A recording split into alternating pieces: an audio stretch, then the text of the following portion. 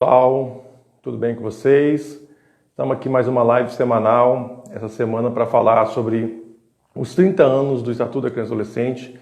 No último dia 13 de julho, né, que foi comemorada, né, a promulgação dessa lei, uma lei importante na proteção dos direitos da criança e adolescente, que ela foi criada 2 anos após, né, a promulgação da Constituição, né, até antes do Estatuto, né, era o Código de Menores que estava valendo, e aí com a Constituição, então foi necessário revisar mais algumas leis, né, e o Estatuto, né, foi melhorado aí, mudando inclusive a terminologia para a gente tratar desse público. E aqui a live vai ser com a Ariana Bergamin, eu vou chamar aqui a Ariana então para participar com a gente, a Ariana Bergamin, que é assistente social, né, falando aqui um pouco sobre os 30 anos do Estatuto, né, esse documento tão importante aí na proteção dos direitos do adolescente, né, que na segunda-feira, dia 13, foi o aniversário. Olá, Olá, Ariane, tudo bem? boa noite. O som tá saindo legal? Tá legal, tudo legal. Você me ouve bem? Tá? Sim, Que bom. Então tá. pode Então, estar aqui direitinho. você virou a câmera aí sem querer. Aí. Dando bem-vindo ao pessoal aqui, né, que está presente com a gente. A Nani Vasconcelos, a Ireni, a Andressa, o Cleverson, a Carla, está aqui com a gente aqui, que eu estou conseguindo ler aqui. A Geralda também, da família acolhedora de Cariacica. Sejam bem-vindos aí, todos vocês. Então, Ariane, a gente falando aqui um pouco sobre o Estatuto da Criança e Adolescente, assim, você é assistente social, né? Qual é a sua experiência aí com essa vivência com o Estatuto? Então, né, meu nome é Ariane, como você falou, sou assistente social e iniciei minha graduação em 2008 e desde 2010 até então a minha experiência está sendo na área da criança e adolescente, né? Em Vitória eu tive a oportunidade de atuar no Serviço de Convivência e Fortalecimento de Vínculo, CAJUM. Depois eu tive a oportunidade de atuar na Ação Comunitária do Espírito Santo, a ACES, que é uma ONG, no qual tinha um núcleo de serviço de convivência aqui em Cariacica, no bairro Vale Dourado. E desde Vista 2014... Dourada. Vista Dourada, isso. E desde 2014 venho atuando aqui em Cariacica. Em 2014 comecei a atuar no CRAS, né, de Nova Rosa da Penha. E atualmente eu estou atuando no Serviço de Convivência e Fortalecimento de Vínculo em Nova Esperança 2, Cariacica, da Fundação Fé e Alegria. E aí eu fiquei muito feliz pelo convite, né? Porque eu estava até conversando, né, com você, né, ontem, César, que a área da criança e adolescente acho que me escolheu. E desde então vem assim crescendo muito enquanto pessoa, enquanto profissional. Uma experiência que me marcou muito nessa área foi com criança e adolescente em situação de rua. Foi uma experiência no qual eu cresci muito no CREAS de Vitória, no qual fui educadora. E quando a gente fala de direitos, né, e crianças na rua, é ao contrário, né, de direitos garantidos. E falar dos 30 anos, né, do Estatuto é falar também de muitas conquistas que tivemos, que temos, mas também de alguns avanços que ainda precisamos ter, né? E aí, quando a gente fala dessa legislação tão importante, que veio de um processo democrático, de conquista, de movimentos sociais, de lutas, né? De várias pessoas da sociedade civil em prol desses direitos, a gente também faz assim uma retrospectiva das décadas anteriores, né, a essa legislação, no qual assim foi marcado mesmo por muitas questões. A criança era vista como pessoas que não tinham direitos, eram crianças abandonadas pelo Estado, discriminadas e por vez não tinham direito de voz. Então, quando a gente vem assim de um histórico de abandono, discriminação, de violências, para uma legislação como essa, a gente tem muito a comemorar nesse sentido, né? E aí, assim, o Estatuto da Criança e Adolescente vem, assim, concretizar, né, o artigo 227 da Constituição Federal, amplia todos os direitos, e ao longo desses anos, esses 30 anos também, a gente vai ver aí algumas alterações dessa lei, né? Outras leis também que foram fundamentais para ampliar alguns direitos, alguns entendimentos.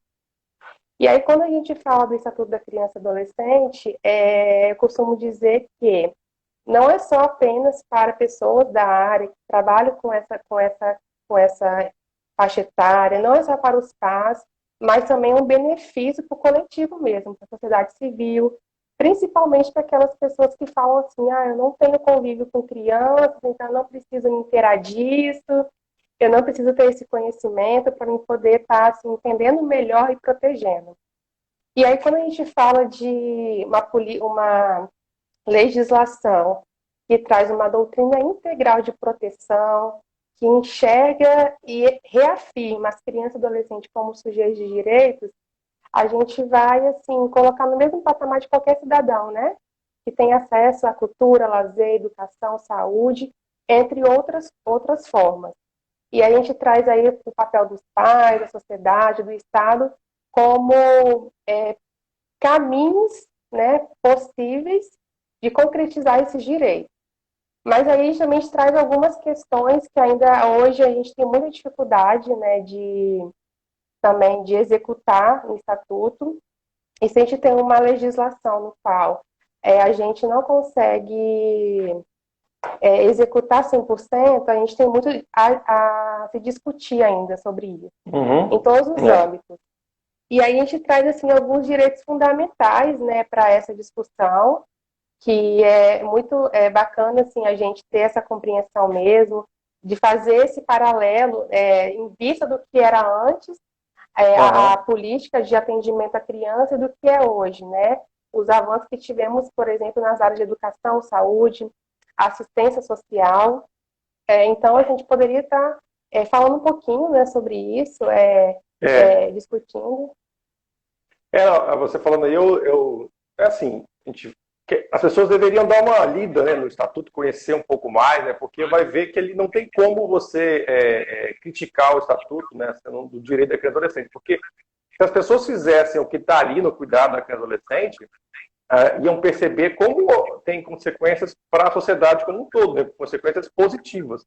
Como você está falando aí, o Estatuto vai falar de vários temas, né, saúde, educação, vários direitos da criança, até direito de brincar, o direito dela se divertir, que não são garantidos. E se a gente fizesse colocasse em prática esse estatuto na sociedade, nós teríamos uma melhoria efetiva, né, na vida de todo mundo, né, praticamente, né? E aí você, falando aí da questão da temática, né, que eu achei, logo no início, a gente vai falar a questão da saúde, né, da proteção da criança e adolescente, da questão da saúde, que envolve muito mais, não envolve só a criança, envolve todo o entorno dela, né, que é a família, né? Justamente, então, quando eu falo, né, que o Estatuto, além de garantir a criança total proteção integral em todos os sentidos, também traz esse respaldo para os pais, né? Que aí a gente vê, assim, alguns mitos em torno disso, algumas falas, que o Estatuto é o Estatuto que protege, né, menores, que protege bandido, que os pais não têm direitos, né? Então, são falas que a gente precisa desconstruir e trazer mesmo para uma discussão para reafirmar, né, que é importante para que todos entendam e também entendam o seu papel nesse processo de garantia, né? E quando a gente fala garantia, é uma garantia total. E a gente vai ver, assim, que a gente está retrocedendo em algumas políticas e a falta também de investimento em algumas áreas para a infância e juventude. Isso também traz alguns reflexos, principalmente agora nesse período de pandemia, que algumas questões que já eram urgentes para ser trabalhadas, para ser repensadas, agora está se intensificando. E aí depois a gente pode estar falando um pouquinho aí sobre trabalho infantil e outras questões mais que colocam também em risco qualquer desenvolvimento da criança e adolescente mesmo. E se a gente pega o direito à saúde, por exemplo, a gente vai ver que é uma proteção integral desde a gestação, que mãe e criança têm direito, e todo esse processo de gestação e pós-gestação, né? E mesmo assim, por mais que a gente tenha esse direito, tenha essa inclusão, tenha essa proteção, a gente vê algumas dificuldades ainda de acesso, algumas dificuldades de garantir isso, de efetivar de fato essas questões, né? Pela minha experiência que eu venho tendo em Cariacica, muitos relatos mesmo de familiares que não conseguiram acessar de forma devida esse processo importante nas unidades de saúde, aonde que deve acontecer essa atenção primária corretamente, para que tudo seja, para que a gestação aconteça de forma tranquila, de forma sadia para a mulher, para a criança, mas ainda a gente encontra algumas dificuldades nesse aspecto mesmo, né, de ter famílias ainda que não conseguem acessar de fato 100% esses atendimentos. Então, a gente vai ter, assim, pode falar. Não, não, o que você falou na questão da atenção básica da saúde, né? Que é a questão do, por exemplo, no Cariacica a gente está anos já que tem um programa de saúde da família estruturado, que já deveria ter. Então, no estatuto lá prevê que é justamente os programas de atenção básica, ou seja, você tem um programa de saúde da família, vai acompanhar a família, vai saber que a mulher está num processo de gestação, vai acompanhar, fazer os encaminhamentos. É tudo pensado de uma forma a estar dando proteção, né? A família ali e a criança que vai nascer. E como o município não tem esse programa estruturado, assim, tá? Agora que vai ter uma parceria com o Estado, que vai ampliar o programa Saúde da Família, então são anos e aí que poderia ter gerações aí cuidado da questão da saúde muito melhor, da criança, né, e do adolescente, e o problema da gravidez, da adolescência, né, tudo isso protegido que nós não estamos tendo, né, na verdade, por causa dessa questão de não ter priorizado efetivamente a criança e adolescente como define no estatuto. Justamente, e aí às vezes a gente vai ter assim, uma falta de informação para que essas mulheres, né, essas famílias, consigam também entender algumas questões mesmo. E a gente vê também a questão da adolescência, a gravidez na adolescência também, que é muito presente, né, por N questões sociais. Isso é muito em evidência ainda no nosso trabalho. Principalmente lá no serviço de convivência também a gente identifica muito isso. E também a gente tem alguns avanços mesmo, né, desde o nascimento, aí o acesso à vacina, a proteção gratuita mesmo pelo SUS, né, o SUS garante todo esse processo aí, que é extremamente importante mesmo para que a gente tenha, assim, crianças futuramente sadias, né, que tem essa proteção de fato. E quando a gente fala, assim, de proteção, não é para amanhã, é para agora, né, para que a gente tenha também adultos também desenvolvidos, né? Não adianta a gente pensar na infância amanhã, tem que começar agora. Então, quando a gente fala de garantir, é pensar para agora, não deixar para amanhã. E, além disso, a gente também tem o acesso à educação, né? Hoje, assim, qualquer pessoa que você perguntar, a sociedade civil, em modo geral, os pais, a gente sabe que qualquer criança tem o direito, é obrigatório o acesso à educação. Então, a gente tem esse número ainda significativo, né? Mas, digamos assim, do que era antes, do que é hoje, de acesso assim, à educação infantil, fundamental. Temos muitos desafios com a parte da adolescência para chegar ao ensino médio ainda, que é uma fase que requer também uma atenção em especial. A gente identifica hoje muito a evasão escolar, a ida para o trabalho infantil, no qual dificulta esse acesso, essa permanência na escola. Então, isso é uma questão também muito importante que a gente está discutindo, está pensando, ações que fortaleçam essa permanência desse adolescente na escola.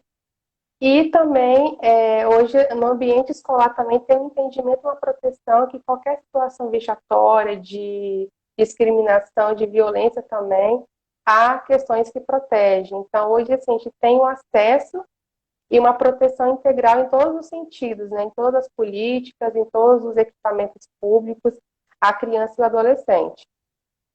E aí, já aproveitando... Não, eu ia te falar, a questão dois pontos que você falou aí, que é recente no Estatuto a questão da necessidade de creche, né? A mudança que houve justamente de ampliar para a educação a responsabilidade para atendimento de creches. Porque justamente são né, as famílias tinham uma criança pequena, mas aí não, como é que vai cuidar, proteger as crianças se a mãe, né, tem que trabalhar, como é que fica? Então a necessidade se colocou no estatuto essa necessidade de colocação, de criação de creches, né, nos municípios. Assim, o município ainda tem uma defasagem muito grande ainda, mas é uma questão que tem que ser trabalhada também, para poder possibilitar, né, a questão da sobrevivência da família também, né?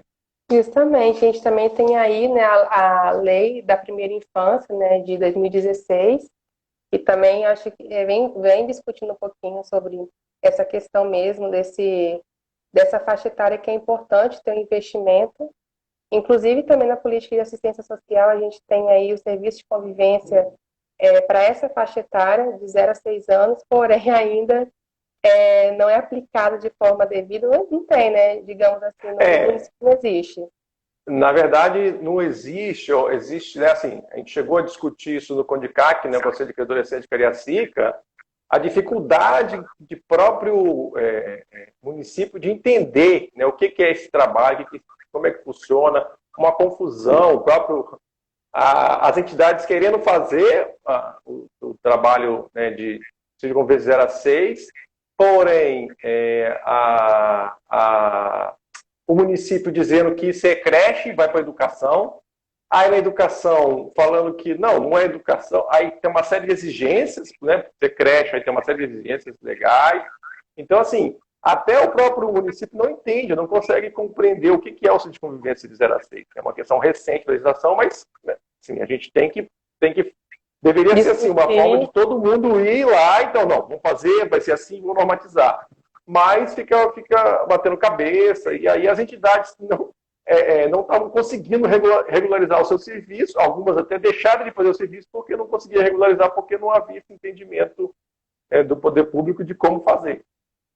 Sim, essa falta de entendimento, de compreensão de como fazer, de como executar, aí você para e pensa que é uma faixa etária importante, né, de você pensar a família, as condições que aquela família se encontra muitas vezes, e a falta de oportunidade para o trabalho também, né, para o sustento dessa família.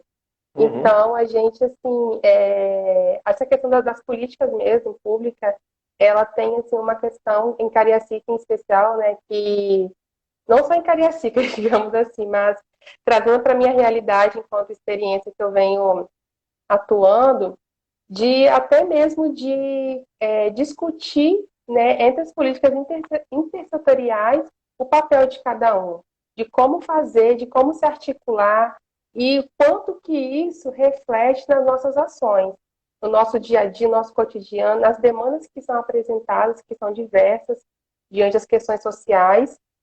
E essa falta de entendimento, de articulação de fato, e isso muitas vezes a gente não consegue alcançar uma proteção integral. Aí é aquela questão, né? Eu atendo, encaminho para você.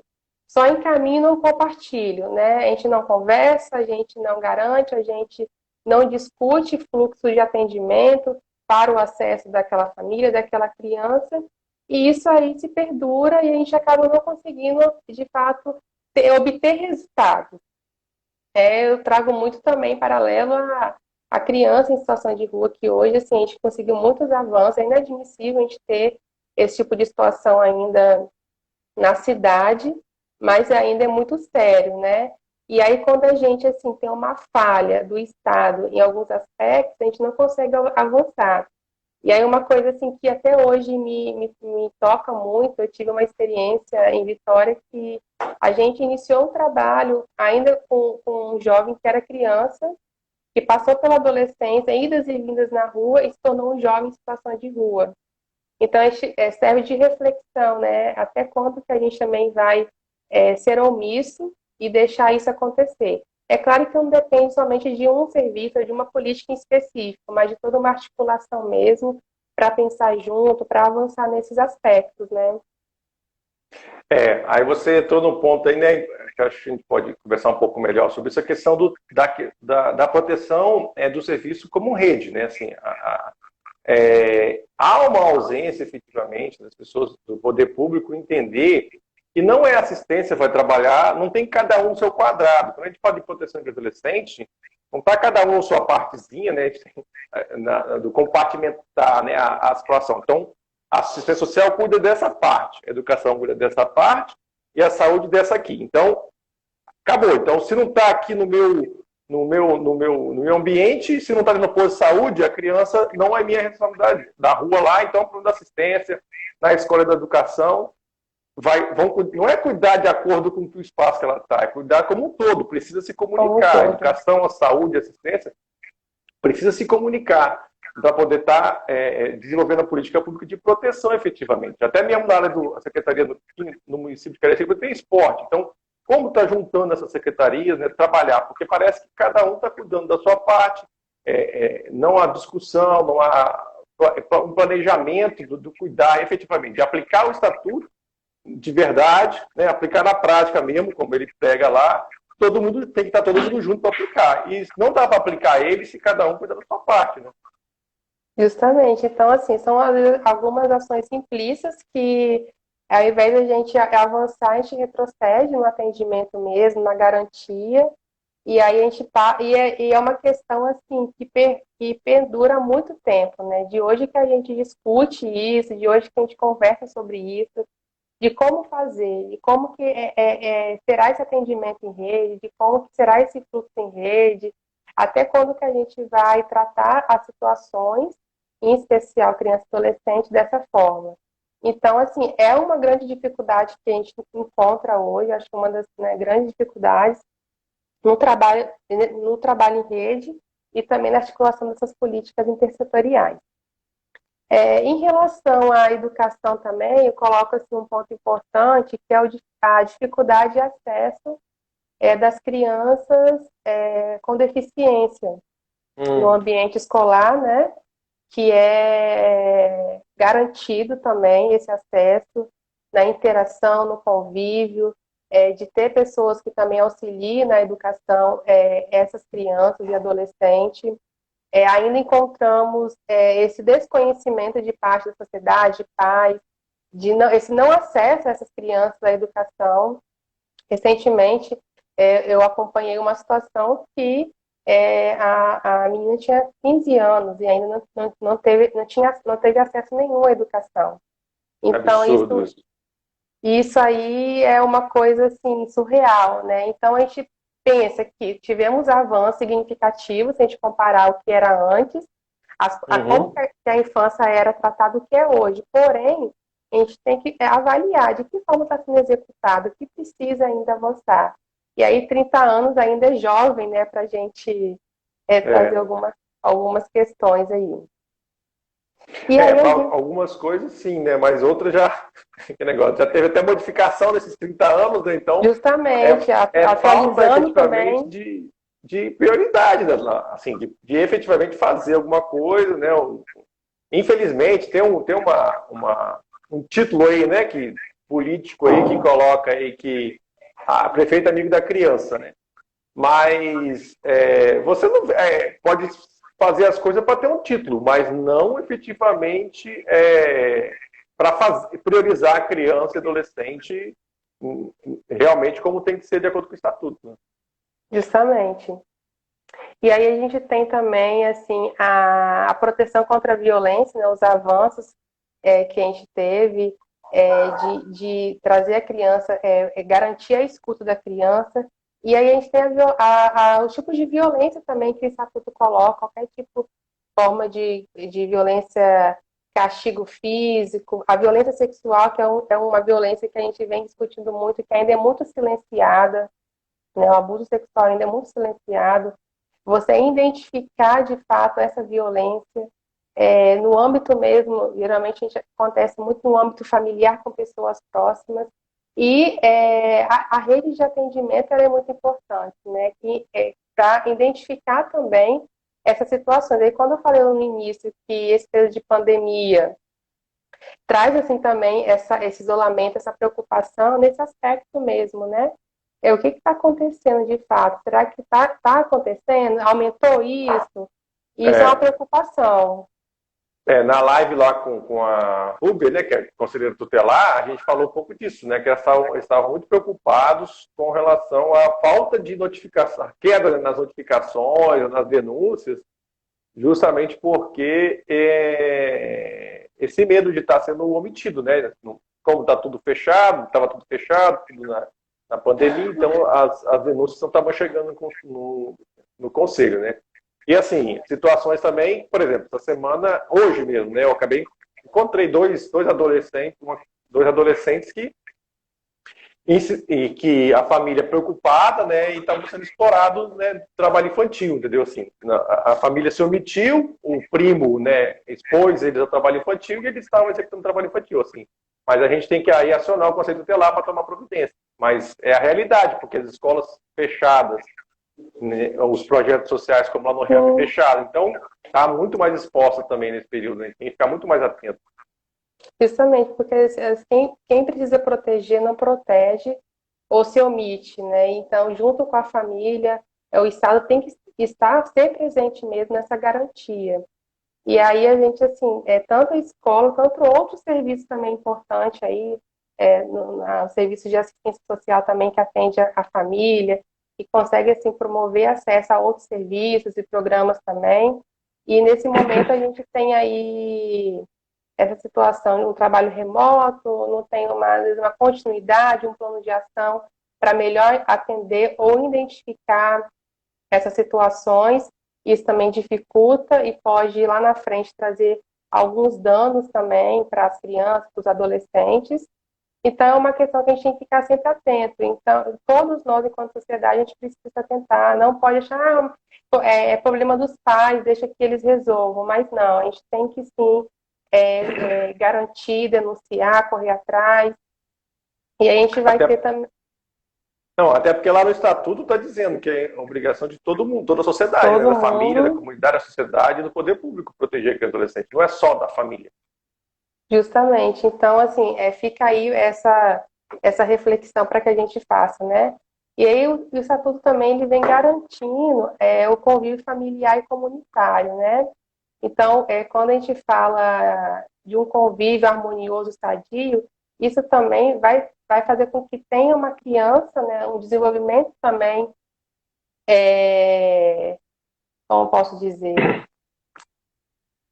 vai desenvolver também potencialidade nessa criança. Então, desde cedo, você tratando a criança, educando ela para que ela tenha autonomia, claro, dentro das suas condições, dentro das suas peculiaridades, isso também a gente vai ter um melhor desenvolvimento também.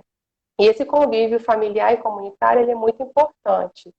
E aí, quando isso não é permitido, aí a gente vai ter outras instâncias também que garantam isso. Hoje, na política de assistência, a gente trabalha o acolhimento institucional como uma exceção, para que não chegue a isso, né?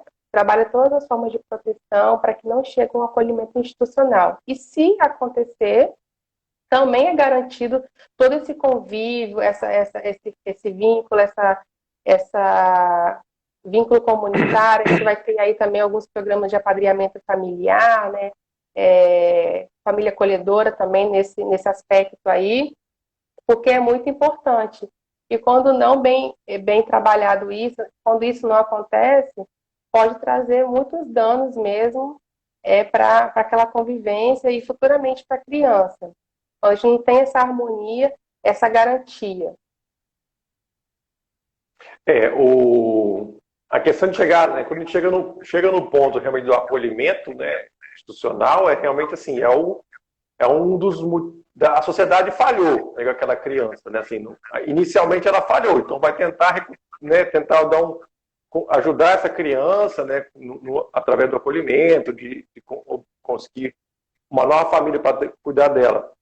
Mas aí é um processo de que quando uma criança chega, praticamente assim, o Estado falhou, a sociedade falhou. Então deveria ser um momento de tipo assim, de parar e não, o que a gente está fazendo de errado aqui para proteger essas crianças, né? E quando chega ali, ou seja, quanto mais crianças estiver na situação, significa que a gente não está cuidando efetivamente delas, né? Quanto mais crianças expostas a essa situação, a gente está como sociedade, né, no Brasil, a gente está falhando, né, com o nosso futuro também, né?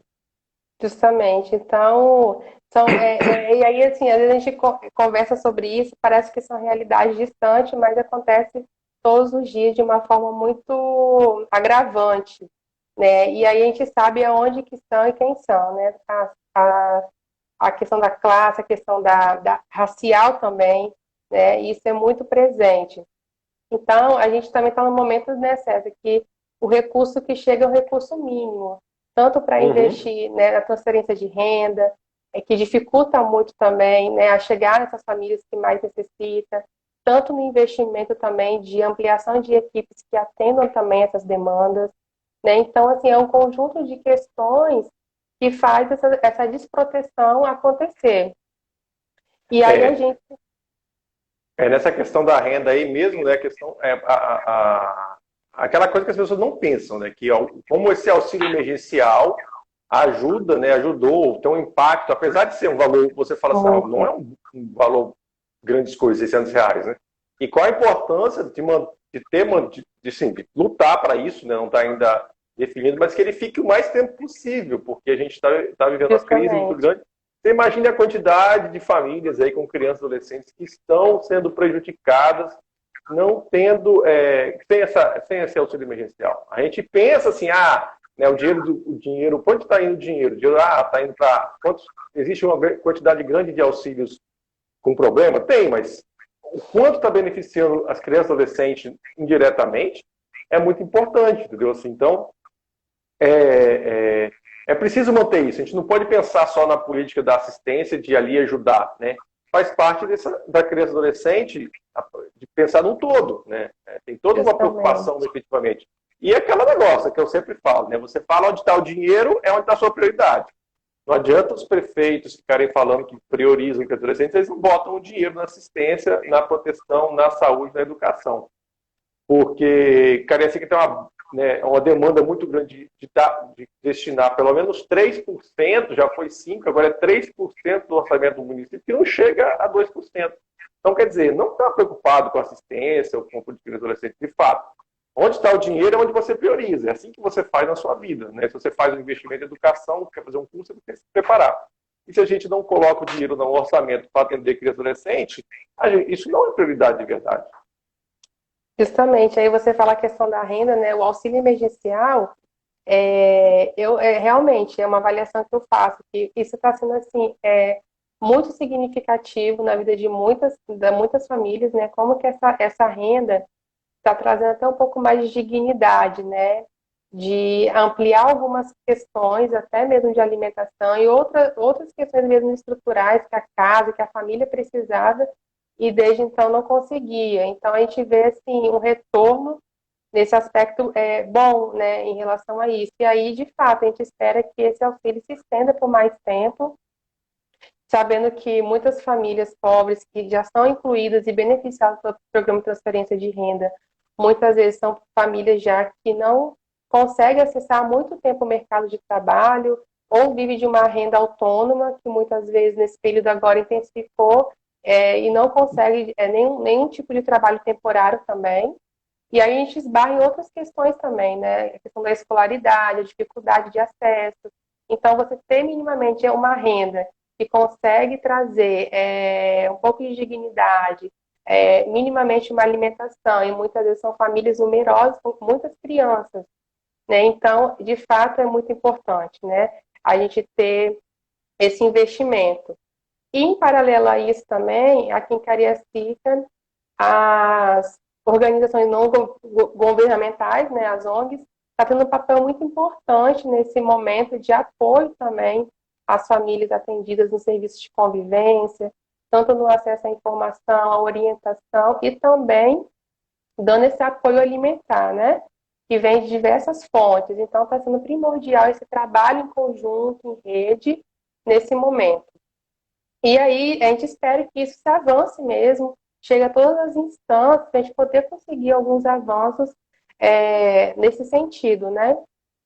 E É, durante. não, Pode porque contar. assim, né?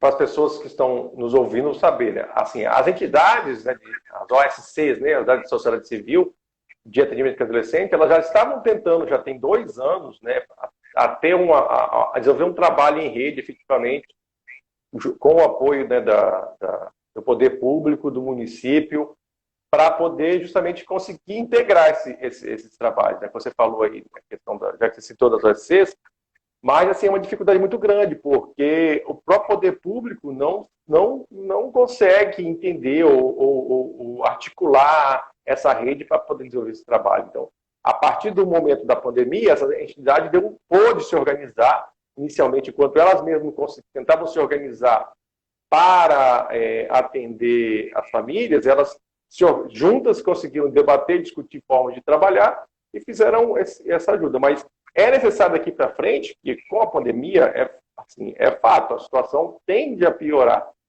no município. E essas entidades, a gente vai precisar dessas entidades para poder ajudar a dar suporte. Então é necessário que o poder público trabalhe com as entidades para poder superar esse momento aí que a gente vai passar, que a gente não sabe as consequências, por quanto tempo vai durar. Justamente. É isso aí. E uma coisa assim que a gente se preocupa muito e discute, né, nesse período também, apesar assim, do investimento da renda, do auxílio emergencial, chegando a muitas famílias, ainda assim a gente tem um número expressivo ainda de criança e adolescente também em trabalho infantil. Só que são dados, muitas vezes, que não estão chegando, né? Mas em uma situação ou outra a gente identifica. E aí, anteriormente, eu estava falando sobre a questão, né, do período da adolescência também, como que esse período a gente vê muitas evasões escolares, né, a não permanência na escola, devido a várias questões, né, desde situações urgentes na família, desde a questão da renda que é muito presente. Então, quando essa criança, ela inicia um trabalho que antes dos 14 anos, que não é na condição de aprendiz, isso traz danos prejudiciais, né? E aí a gente tem aquela velha questão, aquele mito que muitas pessoas ainda insistem em falar, né? Ah, eu sempre trabalhei na minha infância e não morri por isso. Uhum. Mas não morreu, porém, não teve talvez as oportunidades devidas, a garantia devida de acesso à educação, né? Então, assim, a gente tem que rever essas falas, que isso traz um dano muito forte na infância. E aí a gente vê que quando a criança, o adolescente inicia esse trabalho, muitas vezes, dificilmente vai ter condições ou motivação para estar no espaço escolar, né?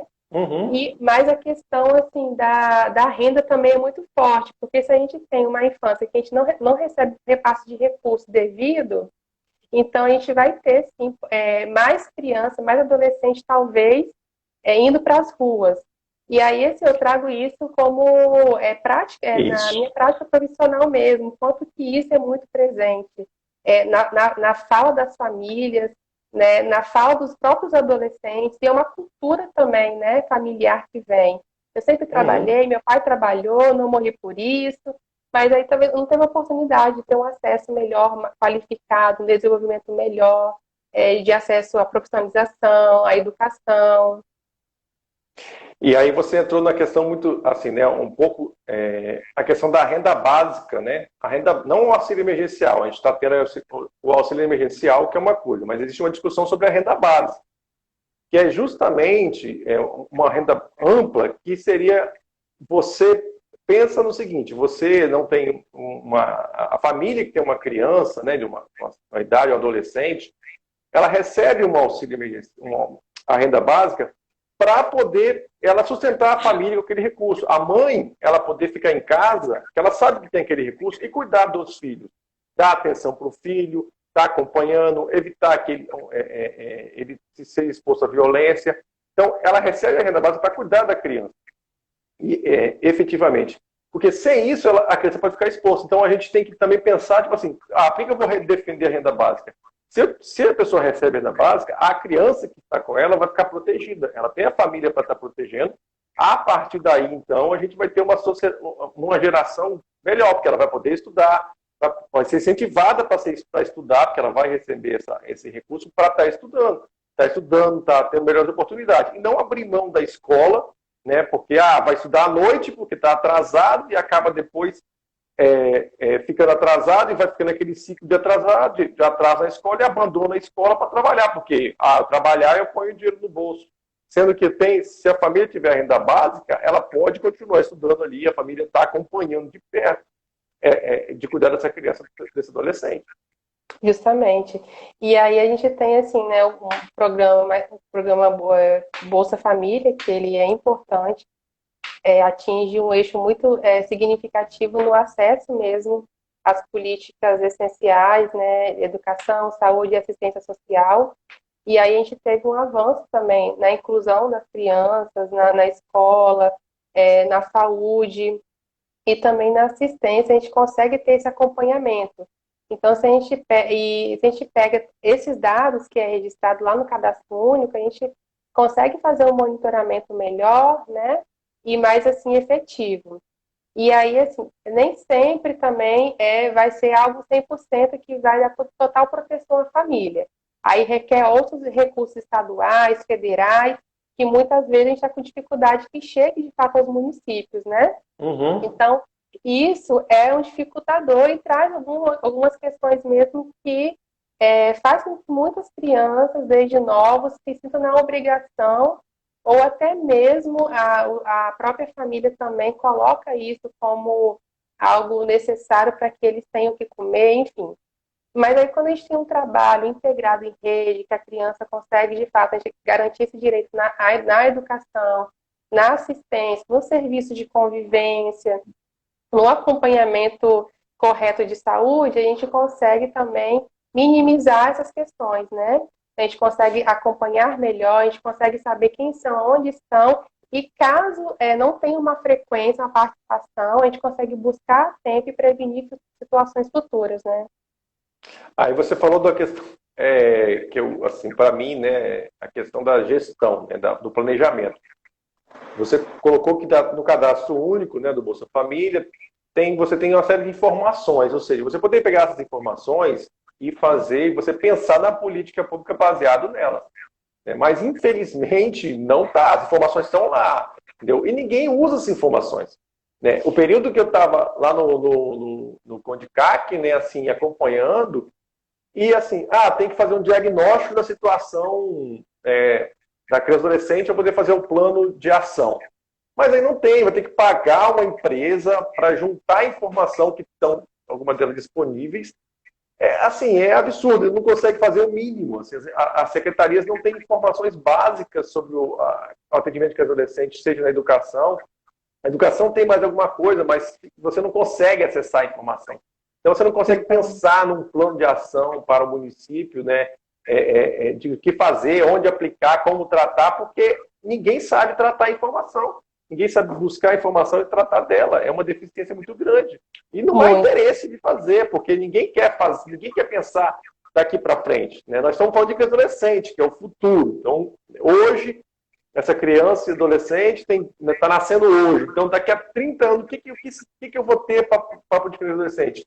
Não faz nada. A informação está aí como é que está, para eu mudar. Não, mas as pessoas ignoram a informação. Então, exige aí, mais uma vez, aquela questão, comprometimento, entendimento, né, e uma avaliação disso. E aí eu sempre falo que o cadastro único hoje, ele é um instrumento muito importante para você pensar políticas públicas e avaliar outras também. E aí, assim, no cadastro único, a gente tem uma dimensão de dados que a gente consegue identificar famílias em diversos lugares, a sua condição habitacional, se tem acesso à água, energia, quantas pessoas, critério de renda, enfim, questões de saúde também. Então, informações integradas importantíssimas que muitas vezes são somadas somente a números, não é avaliado, aí você tem uma transferência de renda muitas vezes também, apenas isso, e nem essas famílias que estão nessa prioridade do programa Bolsa Família, muitas vezes conseguem ter um acompanhamento devido também. Que aí são outras questões também que dificultam esse acompanhamento, enfim, até mesmo emancipar e empoderar essas famílias, né, para que elas consigam o seu próprio sustento. E, em paralelo a isso, também outros programas sociais que muitas vezes assim, não chegam a conhecimento da população de forma geral. E aí, quando o governo, o município, o estado lança alguns programas sociais de inclusão, muitas pessoas ainda não conseguem acessar porque não tem essa informação. Às vezes as pessoas confundem, né? Acha que o programa Bolsa Família é um cadastro e o cadastro único é outro, né? Então a Uhum, gente buscar assim, informar mesmo de forma melhor essas questões. uhum, uhum. Tem, assim, as pessoas estão comentando aqui, vão comentar, mas não dá conta da gente estar acompanhando, né? Eu vou pegar aqui a última aqui do Wellington aqui, e se junto com o auxílio também disponibilizar para essas famílias formas de capacitar para aumentar suas rendas, né? Justamente, não é assim, trabalhar numa perspectiva de não só dar ali, toma, né, toma aqui, é para você hoje, mas sim de criar formas, aí entra a questão da articulação mesmo, né? Lá Isso. no mesmo no bairro que eu atuo, a gente tem assim, trabalhar nessa perspectiva mesmo, identificar aquelas pessoas que sabem fazer algum tipo de serviço, desde fazer um salgado, tem um trabalho assim autônomo de como incentivar, né, e ajudar essas pessoas a talvez investir no pequeno negócio, de que condições a gente consegue fazer com que essas pessoas tenham esse acesso. Então, é nesse sentido de promoção mesmo e de emancipação, porque, de fato, o auxílio vem, a transferência de renda vem, mas isso não basta. Isso ainda é muito Não. pouco para subdizer todas as questões familiares mesmo. É, a questão do trabalho é importante para todo mundo. Então, assim, qual é a realidade? Vamos fazer porque precisa do mínimo, né, para a pessoa ter disposição para ir trabalhar. As pessoas chegam, elas têm que saber que existe a oportunidade de trabalhar, então elas vão buscar essa oportunidade. E ela só Justamente. pode buscar se ela tiver condições de estar cuidando da sua família. Ela tem que estar as crianças, assim, uma mulher não tem que ir trabalhar porque ela tem que buscar a comida para o filho. Ela tem que trabalhar porque ela deseja trabalhar, ela quer ser produtiva, quer fazer alguma coisa, quer realizar um sonho. Mas se ela tem que ficar trabalhando por causa do filho que ela tem, dos filhos que ela tem, isso dificulta até mesmo ela conseguir um trabalho melhor, porque acaba sendo a necessidade é maior do que o desejo Justamente. efetivamente de alguém. E se ela E aí, e o problema é tipo assim, ela podendo fazer isso, ela serve de inspiração para a criança também, né? De poder, não, minha mãe trabalha e ela quer ser engenheira, ela estuda, eu também quero fazer isso. Vira uma referência. E na situação que a gente tem hoje, não tem, as crianças não têm referência, né, de trabalho de qualidade de vida. justamente, isso assim, traz algumas dificuldades mesmo, né, nesse sentido mesmo de estar assegurando mesmo esse acesso, né, essas famílias, e também a dificuldade, né, de oferta de trabalho também.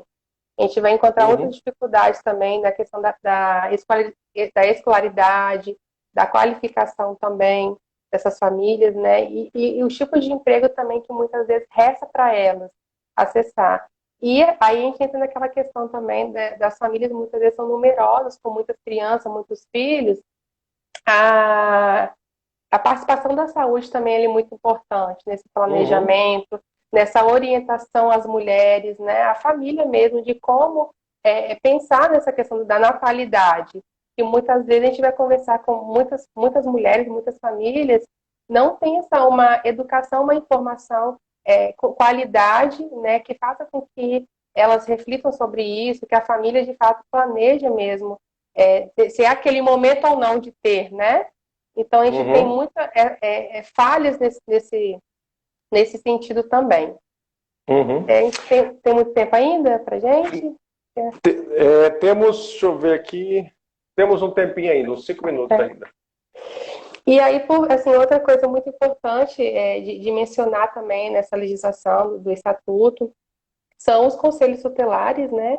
Que é um órgão extremamente importante na garantia, na proteção, na retaguarda, de garantir, de requisitar serviço quando eles tirado das crianças e adolescentes. Eu acompanhei a live que você teve com a Rúbia, conselheira tutelar, né? Muito bem explicado também sobre o que é o conselho tutelar e a sua importância hoje na Uhum. garantia desses direitos. A gente vai ter também os conselhos de direitos, né, municipal, estadual e nacional, extremamente importante para poder acompanhar, fiscalizar e propor políticas públicas também nesse sentido mesmo, identificar as demandas que chegam, fiscalizar os serviços de atendimento que presta esses atendimentos às crianças, que se de fato são serviços que atendem os critérios do Estatuto da Criança e Adolescente, que realmente preza pelo direito à liberdade, o acesso à cultura, à informação, ao lazer, que respeite de fato, né? Porque quando a gente fala de violência, a gente não se refere somente à violência no espaço familiar, mas em qualquer espaço, né? Tanto no escolar, tanto em qualquer instituição. Nenhuma criança deve passar por isso. Então, os conselhos são muito importantes nessa garantia. Isso foi um avanço que trouxe, junto com a legislação, essa retaguarda, né? Quer comentar alguma coisa? Não, é só assim, né? A gente tem... O Estatuto, ele montou todo um sistema de proteção da criança e adolescente, né? Então, assim, é questão de botar esse sistema em prática para funcionar. E aí a omissão do poder público, né, não faz. A sociedade também, muitas vezes por desconhecer o que é o Estatuto, né, como você falou, fica muito preso a mitos ou a questões específicas, né, não olha como um todo, porque o envolvimento de um adolescente com a criminalidade, muitas vezes não é porque ele simplesmente decidiu, eu vou ser criminoso. Não, tem toda uma questão social. Uma conjuntura, questão familiar, a questão da sociedade, do entorno dele. Então, isso é que tem que ser abordado para evitar. Né? Talvez aquele ali você não consiga mais ajudá-lo, mas e a próxima geração? E os próximos? Que você vai fazer o quê? Então, se a gente não faz nada, fica sempre na questão da punição, a gente não vai ter sempre cada vez mais gente envolvida, porque são mais pessoas que vão nascendo, a pobreza vai aumentando cada vez mais, e você fica querendo só punir, em vez de você efetivamente resolver daqui para frente. Né? Está ajudando, até mesmo a gente vê casos, né? Enquanto estava no Reame lá, os adolescentes que tinham cometido algum ato infracional, né, e tinham se arrependido, né, tinham entendido o que aconteceu, o juizado, né, foi lá, explicou, trabalhou com eles, né, todo o sistema no CREAS acompanhou, e eles não querem saber. O que eles querem agora? Eles querem trabalhar, eles querem ter oportunidade de trabalho, de estudar, mas e preciso dar isso para ele, porque se eu não dou também, ele começa a desanimar, começa a, tipo assim, vou preferir arriscar daquele jeito porque eu vou ter alguma coisa, porque do jeito que está aí eu não estou conseguindo nada. Então é preciso recuperar esses adolescentes, trazer de volta para uma convivência da sociedade, mas é preciso oferecer para ele também a oportunidade de se tornar uma pessoa, né, socialmente aceitável e participar da sociedade. Não, justamente. E aí o Estatuto também traz, né, o atendimento socioeducativo como garantia, né? A gente tem a lei aí do SINASE também, que vem falar um pouquinho sobre as medidas socioeducativas, que ainda é questionada essa questão da redução da maioridade penal, e aí volta aquela fala, né, de retrocesso mesmo das políticas do atendimento à criança e adolescente, e quando não é esse investimento, essa compreensão de quem são esses adolescentes, dificilmente a gente vai conseguir efetivar, né, essa política.